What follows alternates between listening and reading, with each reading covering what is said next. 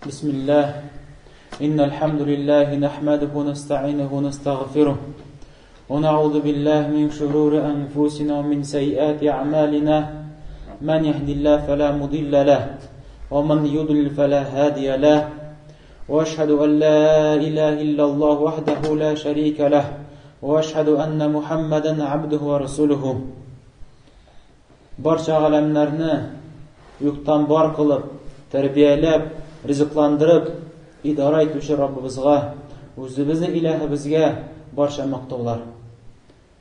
Ama özümüzün kimçiliklerimizden, özümüzün hatalarımızdan, Allah Teala'dan affu soruyoruz, tövbeler getiririz. Hem özümüzün naşar işlerimizden, naşar niyetlerimizden Allah Teala sığınabız. Eğer de Allah Teala birisini hoy kula kundursa, onu hiç kim de doğruyla kundura olmaz. Eğer de Allah Teala birisini hoy kula kundursa, onu hiç kim adaştıra olmaz. Kimni Allah Teala adaştırsa, onu hiç kim hak yola doğru yolga kundura olmaz. Hem şahit biremin Allah'tan başka layıklı rəvişdə gıybət kılarda hiçbir zat yok. Mer Allah özüne. Hem şahit biremin şunluktan Muhammed diyen kişi ol Allah'ın peygamberi ilçisi. Hem biliyoruz kardeşlerim, en hayırlı söz Allah sözü, en hayırlı yol ol peygamber yolu, hem en naşar işler uylap tabılğanları. Hem haber uylap tabılğan iş ol yangalık, ol bid'at, hem haber bid'at, yangalık ol kişini adaşuğa ilde. Adaşu ilde kişini cehennem oduna. Hem bilik Allah'ın iyi yaratkan amellerden, yani Allah Teala'ga yaratırgan, süyatırgan izi ameller var. Hem şu en yaratkan amellerinin birisi ol sadaka. Kaysa Allah Teala'nı yarata hem sadakadan riza hem şakra bizni sadaka verirge. Hem şundan tağır da biz Allah'ın ayetlerini qarasak, Peygamberimiz sallallahu aleyhi ve sellem'nin sözlerini okusak, kursak, biz görürüz. Şundan da bu bik de zoraydır. Hem Allah Teala yaratkan şu amelini mümin Müslümanlar da şu amelini yaratalar. Sadaka biruni yaratalar. Hem sadaka birgende de kumulları oşalar. Gönülleri dula hem şatlanışalar sadaka bilgende. Çünkü onlar bilerler şu sadakaga Allah Teala'ya kümme ecir savab bilgenligini bilerler. Şu ecir savabının alganın bilgenin bilip Müslümanlar şatlanışıp ona aşkınıp şu sadakaların bilerler. Hem ona hadisler bit köp. Hem şu hadislerden şu hadistekiler Bukhari hem Müslim sünnet cihintağında bu Hurayra'dan. Peygamberimiz sallallahu aleyhi ve sellem aytdı. Gün sayın her bir kişiye nindigine kişi bulmasın, ona iki ferişte düşe. Hem şunun birisi aytdı. Ey Rabbim, sadaka birüşünün mal mülketine bereket bir. Onun mal mülketini arttır. Sadaka birgenine ecri savapların bir. Naşuattir bir feriştesi dua kıla. İki ferişte düşe. Hem şunun birisi dua kıla. Sadaka birüşü kişiye. Bu her bir ihtem şular bila. Her gün sayın şunday hal. Dua kıla. Rabbim senin yolunda mal mülketin tutuşu kişinin mal mülketine bereket bir. Arttır. Hem ona ecir savaplarını bir. Onun rızığını keng kıl. İkinci ferişte nefse turda dua kıla. İkincisi dua kıla. Ey Rabbim kim senin yolunda mal mülketlerini tutmay, sadakalar birmey, tutup kala iken halak it onun mal mülketin. Halak it onun mal mülketin. Yokka çıgar. Yaki bir bela kazalar bilen, yaki şunday israflıklar bilen, yaki bir faydasızga kullanuluk bilen naşattirib ikinci ferişte dua kıla. Hem bu hadis bizge ko'rsatadi, agar da kimda mal mülket var iken һәм кирәкле Аллаһ Тәгалә риза булган хәлдә аны кулланмый икән, бу хәдистә андый кешегә куркынычлык бар. Һәм бу хадис күрсәтә, кемдә кем мал-мөлкәт бар икән, күпме дә булса да, инде җаваплылыкны сизүгә илтә. Һәм та килә Бухари һәм Муслим сүннәт җыентыгында. Пәйгамбәрбез саллаллаһу алейһи ва сәллям әйтә: "Һәрбер мусульман кешегә садака бирү тиешле.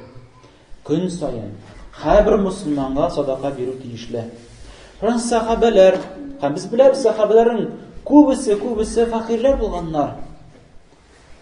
Мал-мөлкәтләр булмаган, фақирлар булганнар. Һәм шуннан сахабаларның кайберләре әйттеләр: "И Аллаһның илчесе, әгәр дә кеше, мусульман кеше садака бирерлек мал-мөлкәт тапмаса, нишәсен соң ул кеше?" Һәм Пәйгамбәрбез саллаллаһу алейһи ва сәллям әйтә: "Инде үз ике кулы белән эшләсен, сәбәпләр кылсын, үзенә файда алсын, аннан соң файда алгач, шул мал-мөлкәтне алгач, аннан садакалар бирсен." Аннан соң тагы сорау бирделәр: "И Аллаһның илчесе, әгәр ул кеше булдыра алмаса, яки мөмкинчелек килеп чыкмаса, яки булдыра алмаса, яки юлларын тапмаса?" Һәм Пәйгамбәрбез саллаллаһу алейһи ва сәллям әйтә: "Алайса, мохтаҗ кешегә ярдәм бирсен. Үзенең куллары белән ярдәм бирсен." Аннан соң тагы сорадылар сахабалар: "Я Расулуллаһ, әгәр дә ярдәм дә итә алмаса?" Хәзрәт Пәйгамбәрбез саллаллаһу алейһи ва сәллям әйтә: "Алай да эшли алмаса, яхшылыкка чакырсын, начарлыктан тыйсын." Аннан соң тагы сорау бирделәр: "Я Расулуллаһ, әгәр дә аны да эшли алмаса кеше?" Хәзрәт Пәйгамбәрбез саллаллаһу алейһи ва сәллям әйтә: "Алайса үзен башкалардан начарлыктан тыйсын. Алайса үзен начарлыктан тыйсын. Менә ул аңа садака булачак." Менә нинди зур хадис.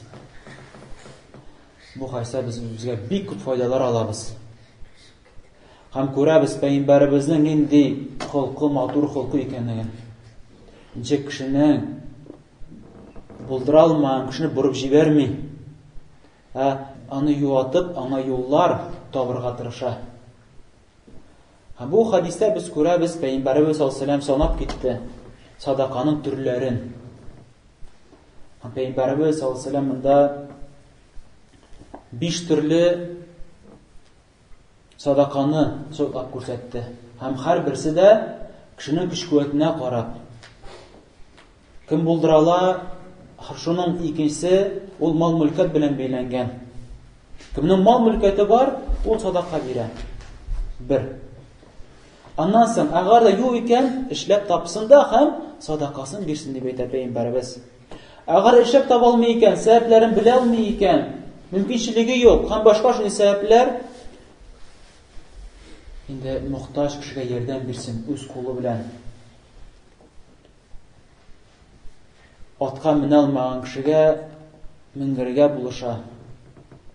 Яки атта утырган кешенең кулыннан төшеп китә икән берәнди әйбере, хаҗәте, шуны алып бирү. Менә барсы да садака. Гомумән, мохтаҗ кешегә үзеңә, яни ул синең кешеңә мохтаҗ икән, син аңа ярдәм бирәсең, Аллаһ ризалыгы өчен ярдәм бирәсең икән, менә синең өчен садака. Син инде бу көнне садака кылдың дигәнне үзеңә әҗер савап аласың. Үзеңнән төшерәсең, менә садака бирдем дигән йөкләмәне син үзеңнән төшерәсең. Әгәр дә монысы да килеп чыга алмаса синнән, әгәр син моны да булдыра алмасаң, яхшылыкка чакыр, начарлыктан тый. Без урамда йөрмичә тормыйбыз. Бәлки малаят ул урама хәлле, үзебезнең өйдәге әхилләргә, балаларыбызга, хатыннарга, ирләребезгә яхшылыкка чакыру һәм начарлыктан тыю. Бу да садака. Әгәр дә кеше монысы да моннан да килеп чыкмый икәннән, һич югына үзеңнән начарлык чыгарма. Телеңне сакла, кулларыңны сакла, башкаларга зыян тигезмә. Менә бу да садака. Әгәр дә син Аллаһ ризалыгы өчен начарлыктан тыелсаң. Аннан соң тагы хадис килә Муслим җыентыгында, бу хадисне Абу Зар радиллаһу анһу тапшыра. Пәйгамбәрбез саллаллаһу алейһи ва сәллям әйтә: "Һәрбер кешегә ваҗиб булып тора. Һәрбер кешегә йөкләнгән, һәрбер буыны өчен садака бирергә. Шөкр йөзеннән. Allah Teala сиңа сау сәламәттән биргән. Allah Teala сиңа шул сау сәламәттән белән акча эшләргә мөмкинчелекләр биргән. Һәм башка күп нимәтләр биргән. Һәм шул тәнендәге булган буын санына Allah Teala йөкле сиңа садака бирергә. Икенче хадистә безгә күрсәтә, шул ук Мөслим сөннәтендә, ләкин моны Абу Хурайра тапшыра бу хадисне. Пәйгамбәрбез саллаллаху алейһи ва сәллям әйтә: Аллаһ Тәала Адәм баласында 360 буын барлыкка китерә. Ягъни кешедә 360 буын бар. Һәм менә бу икенче хадистә без күрәбез. Пәйгамбәрбез саллаллаху алейһи ва сәллям санап күрсәтә, ягъни санын күрсәтә, күпмесен кеше көн сайын садака бирергә тиеш. Чөнки без Абу Зардан килгән хадисне андан килде, һәр кешегә ваҗиб булып тора һәр буын санына садака бирү. Икенче хадистә без Пәйгамбәрбез сосын ачыклап күрсәтә, күпмесен ул буын, саны күпмесен аның 360. Һәм Пәйгамбәрбез дәвам итә: Кем Аллаһка такбир кыла икән, Аллаһу акбар дип әйтә икән. Кем Аллаһ Тәгаләгә әлхәмдүлилләһ дип әйтә икән. Кем ла илаһа илляллаһ әйтә икән. Кем тәсбих кыла икән, субханаллаһ дип әйтә икән. Кем истигъфар кыла икән. Һәм кем кешегә комаушалап ята торган ташны яки чәнечкеле булган, кадый торган шундый кешегә комаушалый торган яки сөякләрне алып ата икән. Һәм кем кешене хәйрлеккә чакыра икән, начарлыктан тыя икән. Менә булар бөтенесе дә садака һәм шайтырып син җиткерәсең, шушы садакаларыңны җиткерәсең 360 санга. Кем 360 санга җиткерә икән садакасын. Беренче риваять килә, шуның берсе ул төнен куначак һәм үзен җәһәннәм утыннан саклаган була. Бу хадис җана кудыбыз Абу Хурайрадан. Һәр беренче хадискә кайтып, Абу Зардан килгән. Пәйгамбәрбез саллаллаху алейһи ва сәллям әйтә: һәр мөселманга ваҗиб булып тора һәр буынына садака бирергә. Буынны без карап киттек, ул 360. Әлбәттә 360 кайбер кешегә шул хәтле садака бирү, бәлким күпчелек кешегә 360 кешегә, ягъни садака бирү ул бик тә кыен хәл, бик тә авыр хәл. Күп кешелек кеше моны эшли алмый. Ләкин Аллаһның дине рәхмәтле дин. Һәм мисаллар китерә. Садака юллары ул төрледән-төрле. Һәм Пәйгамбәрбез саллаллаху алейһи ва сәллям дәвам итә. Бу Абу Зар хадисендә. Һәр тәсбихың садака ди. Һәр әлхәмдүлилләһ дигән сүзең садака. Һәм һәр ла илаһа илляллаһ садака. Һәм һәр такбирың садака. Һәм һәр яхшылыкка чакыруың синең садака. Һәм начарлыктан тыюың садака. Һәм бөтенесе дә шуны алмаштыра духа вакытында булган 2 рәкать намаз. Менә Аллаһның рәхмәтен күрегез әле. 2 рәкать намазын духа намазында кояш күтәрелеп, кояш чыгып, сөңге биеклегендә күтәрелгәч, ягъни кояш чыгып 15-20 минуттан соң духа вакыты керә. Аның башлангыч вакыты ишрак диләр. Һәм бу духа вакыты гомумән ул илә намазына хәлле. Бәлким илә намазына хәлле түгел, кояш күкнең иң биек ноктасына күтәрелгәнче. Кояш иң биек ноктасына күтәрелеп, кояш баюга авышкач, 10 минуттан соң анда илә намазы керә. Менә кояшның иң биек ноктасына хәлле духа намазы була. Кем иртән духа намазында 2 рәкать кенә укый икән, 360 буынына шөкр иткән була. Бүтән садаканы алмаштыра. Менә бу күрсәтеп тора ди Аллаһ Тәгалә үзенең бәндәләренә ни рәхмәтле. Һәм безнең алдыбызда әҗр савап җыя торган күп мөмкинчелекләр бар. Шуның өстәвенә, бит Аллаһ Тәгалә синең биргән садакларыңны, эшләгән хәйрлекләреңне Аллаһ Тәгалә күп арттырганын арттыра бара. Тәрбияли уланы. Ничек bir hadiste килә, bu hadis Бухари һәм Муслим җинтында килә, Абу Хурайра радиллаһу анһу бу хадисны тапшыра. Кемдә кем халал кәсебеннән тапкан финик хатлык, финик беләбез хөрмә, җимеше шулай бит. Бармак башы шикелле, бармак кебек кенә финикны Аллаһ юлына, Аллаһ ризалыгы өчен бирә икән. Монда Пәйгамбәрбез саллаллаһу алейһи ва сәллям күрсәтә шушы садаканың бер шартын. Әгәр ул халал юл белән табылган икән, хәйлә белән түгел, алдашу белән түгел, риба юлы белән түгел, харам әйберләр сату белән түгел, Аллаһ тыйган әйберләрне сату белән түгел, халал юл белән, Аллаһ риза булган юл белән тапкан малны финихатлисенә Аллаһ өчен бирәсе икән, Аллаһ аны уң кулы белән кабул итә, соңыннан соң садака бирүче кешегә ул аны тәрбияли. Ничек сез үзегезнең кулыгызны тәрбиялисез? Менә кеше бит сатып ала, бәләкәй кылын сатып ала. Бәләкәй бәтилә сатып ала. Анан соң абзарында үстерә тәрбияли. Хәтта бик зур гәүдәлегә ирешкәнче. Ничек ул инде бәләкәй вак булган хайванны зур итеп үстерә. Ничек тәрбиялисен син?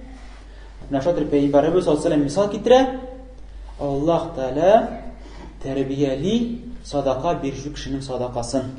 Хәтта Пәйгамбәрбез сүзен бетермәде. Хәтта аның менә ул финик кебек садакасы тау хәтле булганчы. Уйлап карыйк. Синең бер биргән финикың, менә бер төш биргән финикың тау хәтле булганчы Аллаһ Таала синең садаканы шулай тәрбияли, зурайта. Һәм шуңа да кардәшләрем, мәхрүм итмәйк үзебезне шушындай күп әҗр-саваплардан. Без Пәйгамбәрбезнең шушы бер хәдисенә генә без карап киттек.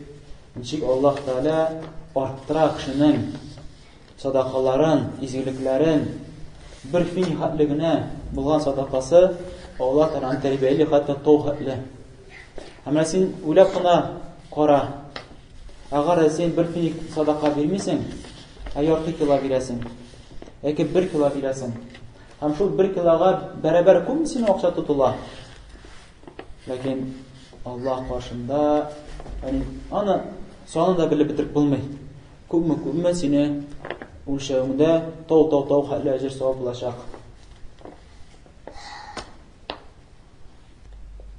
Бу Аллаһның күп рәхмәтен күрсәтә. Ләкин без шәттіріп Аллаһның ниғмәтенә салқын карыйбыз һәм шундый күп әҗр саваплардан мәхрүм итәбез үзебезне. Аллаһ Таала шәттіріп кешенең ниятенә карап, кешенең ихласлыгына карап, Пәйгамбәрнең сүннәтенә иярүенә карап, аның әҗр савабын шу хәлле күп иттереп үстерә, зурайта. Аллаһ Таала моны үзенең аятларында күрсәтә. مَثَلُ الَّذِينَ يُنْفِقُونَ أَمْوَالَهُمْ فِي سَبِيلِ اللَّهِ كَمَثَلِ حَبَّةٍ أَنبَتَتْ 7 سَنَابِلَ فِي كُلِّ سُنبُلَةٍ 100 حَبَّةٍ. Аллаһ юлында, Аллаһ ризалыгы өчен бирүче кешеләрнең садакалар мисаллары шундый, ул бер бөртек шикелле. Бер бөртектән 7 башак үсеп чыга. Һәм һәрбер башакта 100 бөртек. Юдаифу лиман яша, һәм Аллаһ Таала шуайтырып кемгә тели шуайтырып арттыра. Аллаһ васиун алим, шунда Аллаһ Таала бөтен әйберне белүче, шулгап алучы. Аллазина юнфикуна амвалахум фи сабилиллах, һәм шулар кайсылар Аллаһ юлында инфак кылалар үзләр мал-мөлкәтләрен, сумма ла ютбиуна ма анфaqu манна ва ла аза, аннан соң Аллаһ юлында үзләрен мал-мөлкәтләрен садака итеп биргәч, манна ва аза кылмыйлар. Манна нәрсә ул? Син садака биргәндә аннан ниндер тагы телисең нәрсәдер садака биргән кешедән. Кешегә садака биргәч, ул кешедән син нәрсәдер өмет итәсең. Замин нәрсәдер аласың. Һәм аны шайтып интектерәсең. Һәм һәр вакытта искә төшерәсең. Бу бит сиңа садака бирдем. Әйдә, нагашки. Әйдә. Ул әдә ансы инде интектер биртү. Садака биргәч, биргән кешегә аны интектер биртәсең. Һәр вакытта кешеләр алдында искә төшерәсең. Кимсетәсең. Һәм башка шундый аны җаваплый торган, аңа зыян тигезә торган эшләр эшлисең. Кем садака биргәндә мәннә вәдә кылмый икән, аларга ләһум әҗрһум инда раббихим, үзләр Раббыларында аларга әҗр савап булачак, вала хауфун алейхим, аларга берни курку булмаячак. Киләчәктә курыкмасыннар, үзләрен киләчәкләр өчен борчылмасыннар. Вала хум яхзанун, һәм алар кайгырмаслар да үткәннәре өчен алар кайгырмасыннар, без дә аларның гөнаһларын гафу итәбез. Шайтыр Аллаһ Тәгалә искә төшерә бу аятта. Әлбәттә садака бирүнең шартлары да бар. Синең садакаң кабул булсынга. Менә шушы аятта без күрәбез, Пәйгамбәр Аллаһ Тәгалә безгә күрсәтә, мәннә вал аза кылырга кирәк түгел. Кешене интектерә кирәк түгел. Шәһәт Муслим сөннәтендә Пәйгамбәрбез саллаллаһу алейһи ва сәлләм Аллаһ Тәгалә кыямәтне 3 төрле кешегә сөйләшмәс. Шуның берсе мәнне кылып бирүче. Садака бирә дә, аннан соң кешене интектереп бирә башлый. Үзенең сүзендә кешене бийтә башлый. Аның сүзе сүз булып үтәргә тиеш. Менә шундый кешеләр. Әлбәттә, буның садакасы Аллаһ каршында кабул булмый, бәлки Аллаһның әҗр савабын юкка чыгара. Әмма садака бирүче кеше Аллаһ Тәгаләне мактый. Ничек Аллаһ Тәгалә җәннәткә кергән әһелләрне искә төшергәннән соң, аннан соң җәннәткә кергән кешеләрнең сыйфатларын да искә төшерә. Кайчан алар кешеләргә садака биргәч, аларга изгелекләр кылгач, нәрсә дип әйтәләр? Ла нуриду минкум җазаа ва шукура. Без сездән рәхмәт тә теләмибез, сездән взамен нәрсәдер җаза да теләмибез. Анар кайчандыр сез безгә анар булышырсыз дип тә теләмибез, хәтта рәхмәтегез дә кирәк түгел. Чөнки мин моны эшлим Аллаһ өчен. Чөнки җәннәт әһле моны эшләде Аллаһ өчен. Җәннәттә Аллаһ Тәгалә аны дәрәҗәсен күтәрсен дип, аның садакасын кабул итсен дип ул аны эшләде. Аллаһ Тәгалә әйтә: "Амину биллаһи ва расулихи." Аллаһка һәм аның расулына иман китерегез. "Ва анфику мимма җа'алакум мустахлифина фи." Һәм инфак кылыгыз, без биргән мал-мөлкәтләрне, аннан соң Аллаһ Тәгалә сезгә сезнең артыгыздан калдырыр ул сез биргән садакаларны. Ягъни син аның әҗр савабын күрәчәксең, ул юкка чыкмаячак. "Фаллазина аману минкум ва анфaqu lahum ajrun kabir." Хәбезнең арагызда булган иман китерүчеләр һәм Аллаһ юлында мал-мөлкәтләрне сарыф итүчеләр, аларга бик тә зур әҗр савап булачак. Әмма әгәр дә Аллаһ Тәгалә биргән мал-мөлкәтләрдән кеше садакалар бирмәй икән, башкаларга өлеш чыгармый икән, Аллаһ Тәгалә аларны кисәтә. Аларга кисәтү яный. Аларга кисәтеп яный. Аллаһ Тәгалә әйтә: "Уанфику мимма разакнакум мин кабли ан я'тия ахадакум ал-маут." Сезнең берәрегезгә үлем килгәнче, без сезгә ризыкландырган ризыклардан инфак кылыгыз, садакалар бирегез. "Фаякула рабби лаула ахартани ила аҗалин қариб." Яни садакаларны биреп калыгыз үлемгә хәтле, хәтта шундый сүзләрне әйтмәскә. "И Раббым, минем үлемне кичектер. Алма минем җанымны, хәтта мин фасаддака, хәтта мин садака биргәнче ва кум минас салихин, һәм мин изгеләрдән булыр идем." Менә галимнәр бу аятны тәфсир кылганда, ни өчен кеше үлгәндә инде үзенең үлемен белгәч, менә бетте, дөньямы калдырам, күпме җыйган мал-мөлкәтләрем кала, бик авыр хәл, бик җитди хәл. Менә шунда җанын алганда кеше үкенә башлый, изгелекләр кылмаганга. Һәм шу изгелекләр арасыннан искә төшерә садаканы.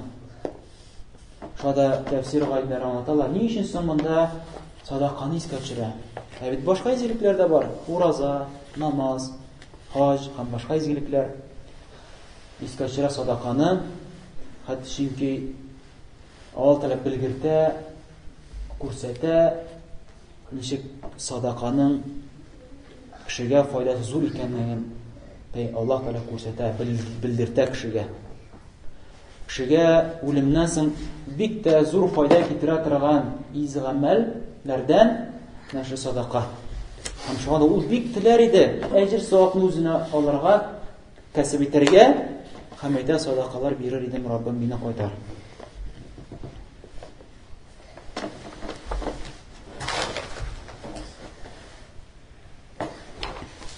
Elhamdülillah Rabbil Alemin. Ve la akibatu lil muttaqin. Ve la adonu illa ala zalimin. Ve sallallahu ala nebine Muhammed ve ala alihi ve sahbihi ecma'in. Ham hadis kila Müslim Sencintığında Ebu Dardan. Bir bağında Peygamberimizge bir türküm fakirler kileler. Ham ettiler. İyi Allah'ın elçisi. İyi Resulullah. Bay kişiler bizni uzub gittiler. Onlar bizden kibik namaz okuylar. Bizden kibik uraza tutalar. Lakin bizdagi bulmagan bir bilen, yani bu fakirlerde mal mülket yok. Lakin onların özlerinin ortak malları bilen sadaka verirlerdi. Buna bu hayiste da biz görüyoruz, nişek sahabeler yarışkanlar izgiliklerde. Hamdir izgilikini işlemişe kalsalar bik de burçulganlar. Ham bu hayiste biz görüyoruz, nişek sahabeler burçulganlar.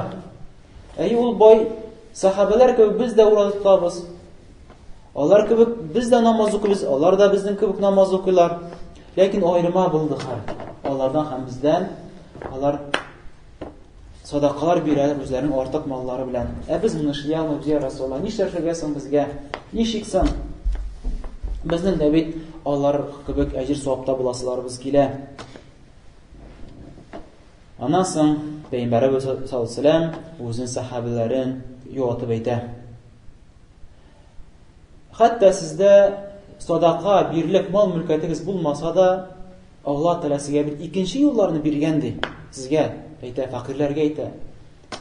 Her bir tezbih eyte sizken sizge sadaka buladı. Her bir tekbir Allahu berdi eyte sizken sizge sadaka buladı. Her bir tahmid, elhamdülillah deyip sizken sizge sadaka bula.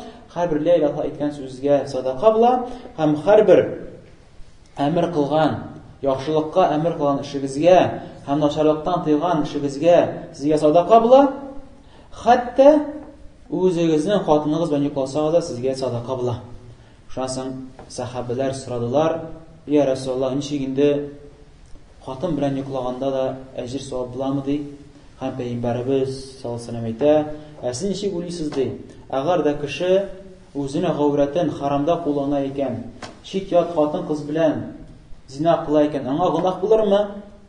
Mana shuning shekilli o'zini g'avratini halalda qo'llanar ekan, anga ajr savob bo'ladi deb aytdi Payg'ambarimiz sollallohu alayhi vasallam. Nechig ko'ramiz, sho'tirib o'zining sahabalari sho'tirib yo'tal turgan bo'lgan, ularning hallarini kira turgan bo'lgan.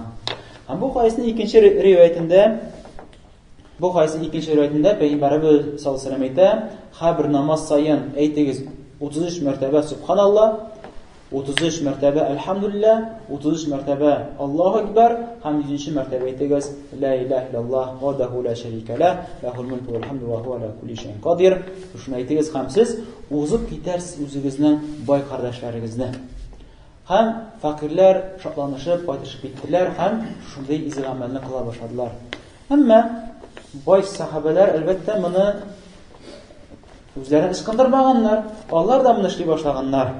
Ham fakir Müslümanlar dağa kelib Peygamberimizga shikoyat bildirdilar: "Ey Allohning elchisi, sen bizga o'rgatgan zikrlarni, duolarni bizdan boy sahabalar bildilardi, ular da buni ishladilar, deb ishlay boshladilar. Ular bizni dağa o'zib ketdilar" deb aytdi. Sho'tir hamon Peygamberimizga shikoyat bildiralar. Aslida Peygamberimiz sollallohu alayhi vasallam aytdi: "Sen meni ishlatdingmi endi? Bu Allohning ne'mati, ham qimmatli shu ne'matini beradi. Shunda agar shunday Allohning ne'matini erishgansiz ekan, endi uni qo'llantirga tirish, shu fursatni qo'llan, ham bil. Sening gibi qardoshlar bor, sening gibi ishlagan ishlarini ishlay olmaylar. Ishingizlarda bikkilar, sadaqalar da berasikilar, lekin mumkinchiliklari yo'q.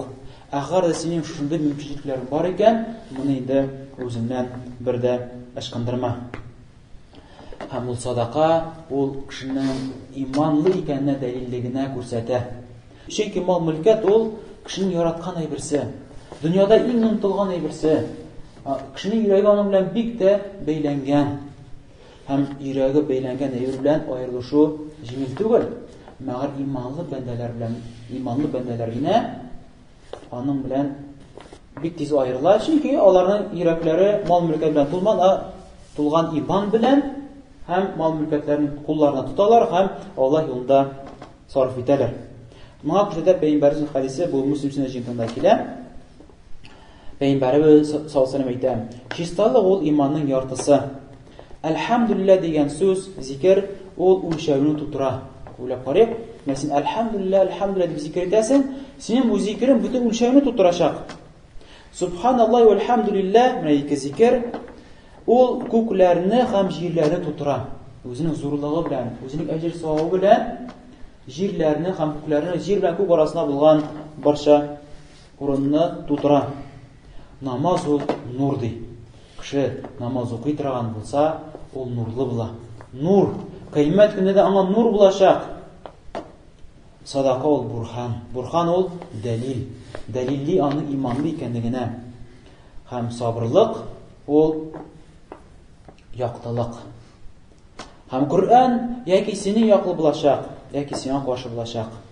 Һәм һәрбер кеше үз өеннән иртән чыга һәм үз-үзен сата. Менә бу соңгы сүзләренә игътибар итик Пәйгамбәребезнең. Һәрбер кеше иртән үз өеннән чыга һәм үзен сата. Яки үзен ышкындыра, яки коллыкка төшерә. Һәрбер кеше өеннән чыга. Һәм өеннән чыккач ул үзен сата. Һәм сатканда яки үзен ышкындыра, яки үзен коллыкка төшерә. Ничек ул үзен сата? Һәрбер кеше иртән чыга, яки эшкә чыгып китә. Һәрбер иртән уяна, шулай бит. Эшкә чыгып китә, эшләр белән шөгыльләнә, әҗер-саваплар эшли, гамәлләр кыла, гыйбадәтләр кыла. Төрлечә кеше, һәрбер кеше төрлечә. Һәм шу көне буе ниндер хәрәкәтләр эшләгәннән соң өенә кайта. Һәм өенә кайтканда, яки гынаһлар кылып, Аллаһ ошамаган эшләрне эшләп, үзен коллыкка төшерә, шайтанның коллыгына төшерә, җәһәннәмгә төшерә, яки үзен азат итә җәһәннәм утыннан изгелекләр белән. Инде Аллаһтан сорыйбыз, Аллаһ Тәгалә безне шушындыйлардан кылсын. Үзен азат итүче, үзен коллыктан төшерүче. Һәм һәрбер кеше шушындый хәлдә. Яки үзен азат итә, яки үзен коллыкка төшерә. Бу хадис Муслим җиңтында килә. Инде Аллаһтан сорыйбыз, Аллаһ Тәгалә безгә иман бирсен, Аллаһ Тәгалә безгә тақвалык бирсен, файдалы гыйлемнәр бирсен, һәм шу файдалы гыйлем белән гамәл кылырга Аллаһ Тәгалә безгә насыйп итсен. Сорыйбыз Аллаһ Тәгаләдән, Аллаһ Тәгалә безнең кимчелекләребезне гафу кылсын, һәм инде безнең җәннәткә башлагыбыз нәҗисен.